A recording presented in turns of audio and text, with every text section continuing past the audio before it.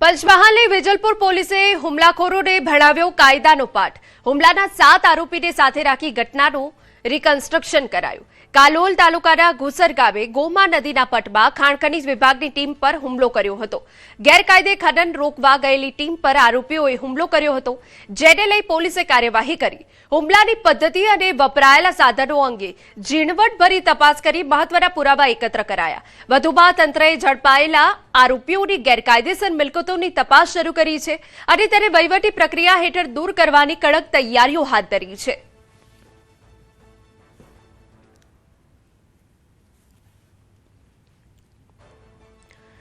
સમાચારમાં આગળ વધીએ। સુરેન્દ્રનગરની જોરાવરનગર પોલીસે દુષ્કર્મના આરોપીની ધરપકડ કરી। યુવતી પર બળજબરીપૂર્વક દુષ્કર્મ આચરી જાનથી મારી નાખવાની ધમકી આપતો આરોપી હર્ષવર્ધનસિંહ ઉર્ફે રાવણ ચૌહાણે ચોકલેટના ડબ્બાના ઓર્ડરના બહાને યુવતી સાથે ઓળખાણ વધારી મિત્રતા કરી। ત્યારબાદ યુવતીને ફરવા લઈ જવાના બહાને ખમીસાણા રોડ પર કેનાલ પાસે કારમાં લઈ જઈ તેના પરિવારને જાનથી મારી નાખવાની ધમકી આપી દુષ્કર્મ કર્યું। આ મામલે ભોગ બનનાર યુવતીએ ફરિયાદ નોંધાવતા પોલીસે ત્વરિત કાર્યવાહી કરી આરોપીની ધરપકડ કરી કાયદેસરની કાર્યવાહી હાથ ધરી।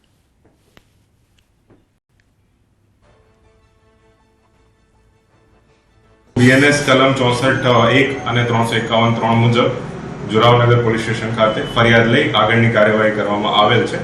તેમજ આરોપીને જ તાત્કાલિક ધરપકડ કરીને તેને આગળની કાર્યવાહી કરવામાં આવેલ છે। થરાદ વાવના જંબડા ગામ નજીક દારૂ ભરેલી એક ગાડી પલટી જતા ભારે દોડધામ મચી। રાજસ્થાનથી ગુજરાતમાં દારૂનો જથ્થો ઘુસાડવાનો પ્રયાસ કરી રહેલી આ ગાડીનો માવસરી પોલીસે પીછો કર્યો હતો, પરંતુ ચાલકે ફિલ્મી અંદાજમાં ભાગવાનો પ્રયાસ કરતા અકસ્માત સર્જાયો।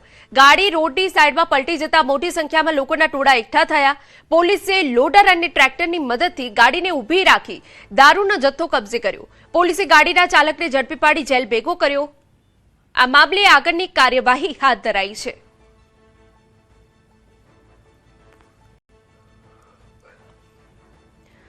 મહત્વના સમાચાર।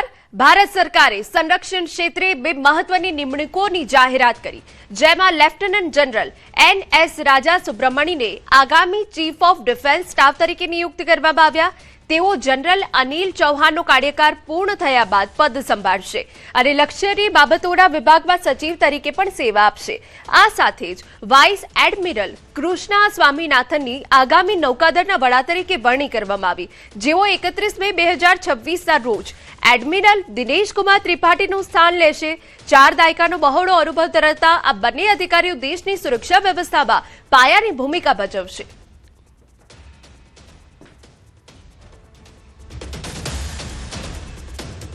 અને મહત્વ